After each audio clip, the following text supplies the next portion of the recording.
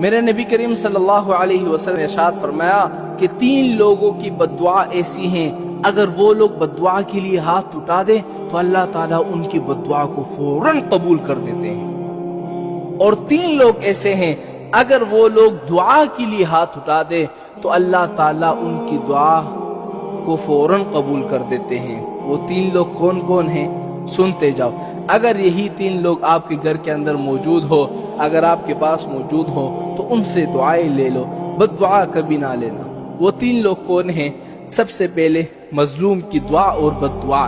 اگر مظلوم نے ہاتھ اٹھا دیے بد دعا کے لیے تو اللہ تعالیٰ فوراً ان کی بد دعا قبول کر دیتے ہیں۔ اگر دعا کے لیے ہاتھ اٹھا دیے تو اللہ تعالیٰ ان کی دعائیں فوراً قبول کر دیتا ہے۔ دوسرا، مسافر کی دعا اور بد دعا۔ جو بندہ سفر میں ہو، مسافر ہو، تو اللہ تعالیٰ اس کی بھی دعا اور بد دعا کو فوراً قبول کر دیتا ہے۔ اور تیسرا کیا ہے جو میرے اور آپ کے گھر کے اندر ہے؟ وہ تیسرا ہے حقوق الوالدین، والدین کی دعا اور بد دعا۔ جب والدین بد دعا کرتی ہیں نا تو اللہ تعالیٰ فوراً قبول کر دیتے ہیں۔ یقین نہیں آتا؟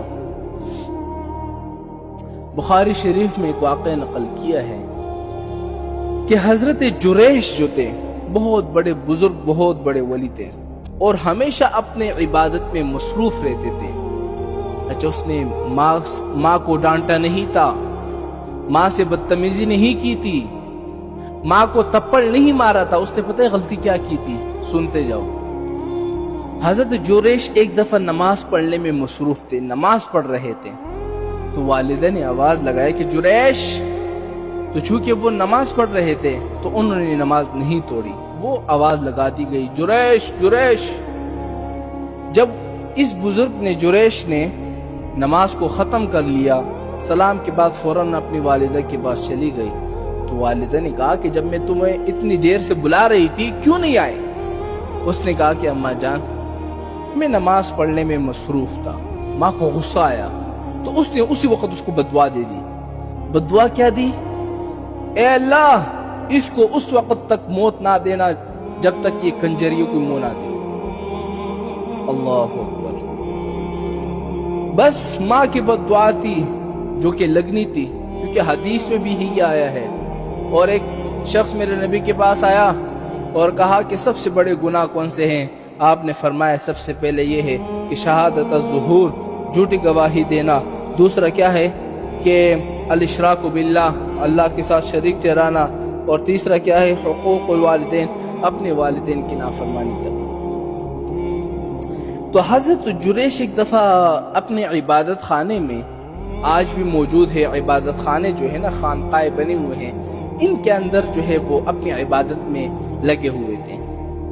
تو اس علاقے میں ایک بڑی حسین و جمیل عورت تھی، تو اس نے سوچا کہ یہ اپنے آپ کو بڑا نیک سمجھتا ہے، بڑا ولی سمجھتا ہے، تو لازمی بات ہے یہ چپ چپ کے جو ہے وہ گناہ کرتا ہوگا، لہٰذا میں بھی اس کو بھٹکاؤں گی اور اس کو اس مقام سے چھڑا لوں گی۔